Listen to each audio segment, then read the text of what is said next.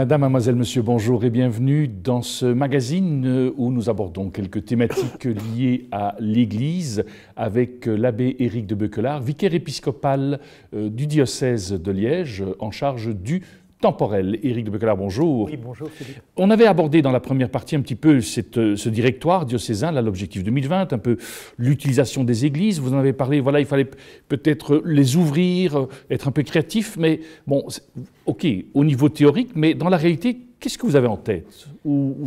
Beaucoup de choses, je crois qu'on peut essayer de faire beaucoup de choses, et ce que j'encourage les gens à faire, je dis souvent, vous savez, ça ne doit pas venir de l'évêché, de qui que ce soit.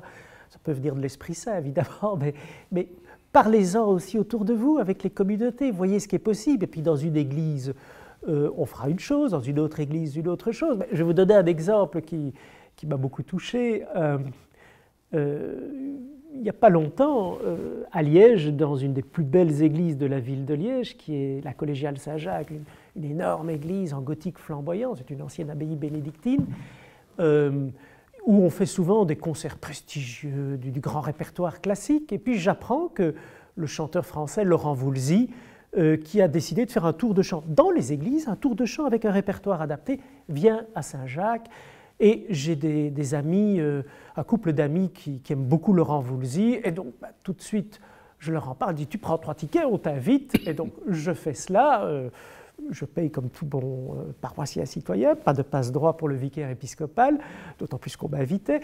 Et puis, j'ai assisté à ce concert, en plus, très gentiment, comme j'étais curé avant au centre-ville, donc j'étais l'ancien curé, le président de Fabrique, c'est le seul passe-droit que j'ai eu, m'a dit « écoute, tu peux aller te mettre un peu devant avec tes amis ». Donc j'étais assez devant. J'ai assisté à ce concert. Eh bien, je peux vous dire, ça a été pour moi un grand moment d'émotion. Ce n'est pas la première fois que j'entends Laurent Voulzy, qui est un excellent chanteur, ou d'autres chanteurs, mais en général, c'est dans des salles de concert, et c'est très bien, mais c'est une ambiance particulière.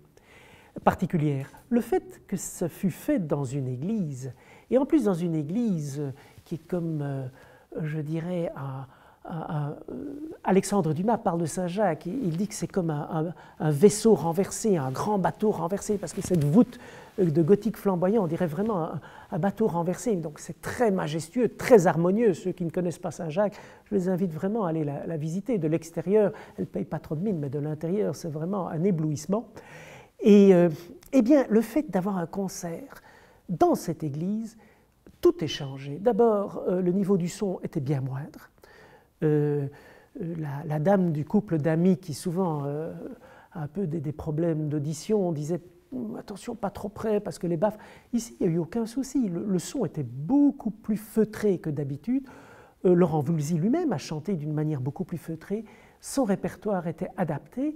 Et tout ça avec un certain éclairage. Dans cet endroit majestueux, eh bien, je ne vais pas dire que c'était un concert spirituel ou que c'était un moment de prière, ce n'était pas ça, même s'il a une chanson sur Jésus, mais ce concert a reçu une coloration particulière. Et je suis sûr que pour tous ceux qui étaient là, il y avait bien 600 à 800 personnes,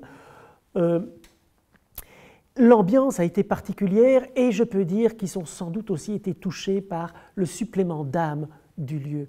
Eh bien, voilà une église qui se laisse découvrir autrement à travers un répertoire, je dirais, particulier. C'est ce genre d'événement-là. Alors, toutes les petites églises de village ne peuvent pas recevoir un chanteur du niveau de Laurent Voulzy, mais c'est ce genre de supplément d'âme-là qu'une église peut offrir, quelles que soient les activités. Mais il faut donc avoir un peu l'audace de réfléchir. J'ai entendu, puisqu'on parle de chanteurs, que Natacha Saint-Pierre, elle, dans un répertoire plus ciblé sur Sainte-Thérèse, chante également dans les églises. Donc, on voit qu'une série d'artistes y pensent, mais pourquoi pas certaines pièces de théâtre, certaines animations, mais pas forcément toujours avec des professionnels, peut-être avec des jeunes, des classes, c'est une façon de leur faire redécouvrir l'Église.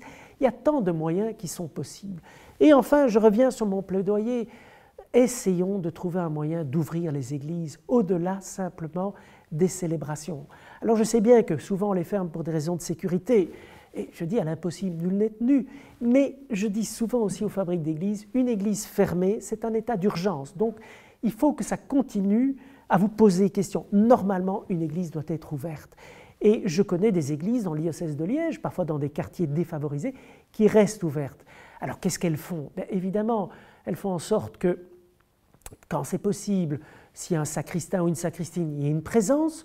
Parfois, il y a une série de guides qui sont présents, ou parfois même des gens du quartier qui disent ben, « moi je veux bien », si vous avez 60 personnes qui sont un peu amoureux de leur église de village, qui disent « moi je prends une journée où je m'engage à passer toutes les heures », et ça veut dire qu'une fois tous les 2 mois, vous avez un pensionné qui s'engage à passer au moins toutes les heures pour voir s'il n'y a pas de problème, ce qui fait qu'il y a quand même une présence. 2, il faut vite évidemment enlever tout ce qui peut attirer le regard, donc les questions de toutes les sonos, tout ce qui peut être pris de manière facile, tout ce qui est un peu attire le regard, comme des questions, je veux dire, des ornements facilement portables. Et s'il y a des tableaux, des statues, il vaut mieux les attacher.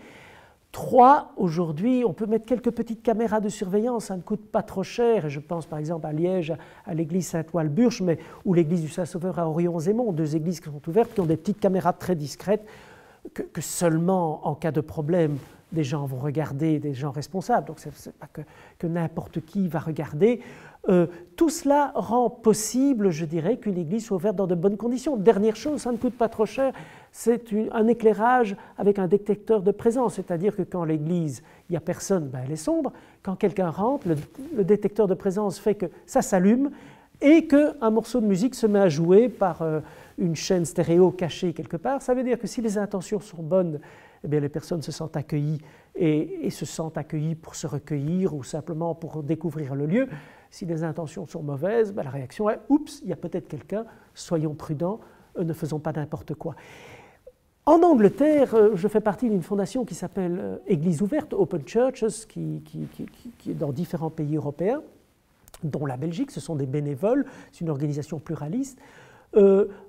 En Grande-Bretagne, où cette fondation a commencé à travailler, ils ont tout un mouvement de réouvrir les églises et leurs statistiques, ils ont fait des statistiques. C'est vrai qu'une église ouverte, il y a un peu plus de dégradation, de graffiti, de machin, mais par contre, il y a moins de vols durs, de vols donc avec effraction, parce que justement, dans une église plus ouverte, le voleur se dit, il y aura peut-être toujours quelqu'un, tandis qu'une église fermée, le voleur professionnel, lui, il se dit, je sais qu'il n'y aura personne, donc par une bonne infraction, je peux venir voler. Donc, se dire qu'une église fermée sera plus sécurisée, ce n'est pas forcément vrai. Les ouvrir, ça ne doit pas être fait n'importe comment, mais c'est quand même une question que j'encourage vraiment tous les paroissiens, en particulier les fabriciens, à se poser comme question, parce qu'une église fermée, pour les gens qui pratiquent moins, c'est un mausolée, mais ça devient une façade. Tandis que quand l'église est ouverte, eh bien, la population locale trouve un moyen de redécouvrir le lieu. D'ailleurs, faisons le test. Quand vous êtes à l'étranger, dans une ville, dans un village, la première chose que vous allez faire, c'est d'essayer d'aller voir l'église. Que vous soyez croyant ou pas croyant, vous essayez de voir et de la découvrir. Quand la porte est fermée, vous avez toujours l'impression que quelque chose vous est refusé. Parce qu'une église, c'est la maison de Dieu, ça doit être aussi la maison des hommes, ou quand je me trouve face à certains bourgmestres pour les taquiner, je dis ça doit être la maison du peuple, ça doit être un lieu ouvert. Ça, c'est voilà, ouverture d'église, mais on se rend compte aussi que dans certaines communes, il y a trop d'églises par rapport à la population encore messalisante. Comment est-ce que là, on va gérer? Est-ce qu'on peut accepter que certaines églises vont être désacralisées parce qu'elles vont coûter trop cher à la communauté? Oui, donc, Objectif 2020 le dit bien, il n'y a pas de tabou de désaffecter au culte une église si vraiment il n'y a plus d'utilité. Mais la question que nous posons, vous savez, je prends un exemple souvent très profane, celui du National Trust en Grande-Bretagne. J'ai habité plusieurs années outre-Manche, c'est peut-être pour ça que ce sont mes références premières. Le National Trust, qui est une espèce de grande fondation qui a repris tous les grands châteaux de l'aristocratie, je dirais des campagnes, parce que ces gens-là n'avaient plus les moyens d'entretenir cela. Au lieu de simplement dire « nous reprenons vos châteaux, on en fait des musées », ils ont eu cette idée de génie de dire « écoutez, on reprend le château, ce n'est plus à votre famille, mais on assure qu'une partie du bâtiment restera toujours accessible à un membre de votre famille ». C'est-à-dire, dans la plupart de ces châteaux du National Trust, vous avez la baronne ou la marquise ou le marquis ou le lord local qui continue à habiter. C'est ce qu'on appelle du win-win, parce que d'une part, le National Trust a le meilleur concierge qui soit, c'est-à-dire ceux dont la famille est liée à cette maison et qui sont très heureux de pouvoir continuer à y habiter parce que c'est une partie de leur identité. De l'autre côté, c'est beaucoup plus agréable d'aller visiter un château avec encore une chance d'apercevoir la baronne ou qui que ce soit, c'est-à-dire c'est un peu l'âme du château. Si en plus il y a un fantôme, c'est encore mieux. Eh bien, c'est la même chose pour une église. S'il faut la désaffecter, on la désaffectera.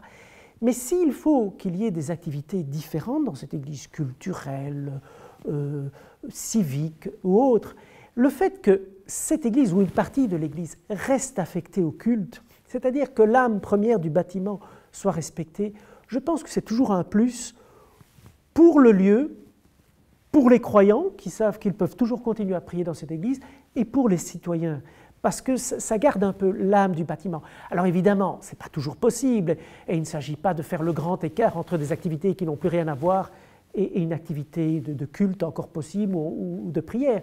Mais partout où c'est possible, de garder quand même une part de l'âme du bâtiment, je pense que tout le monde est gagnant.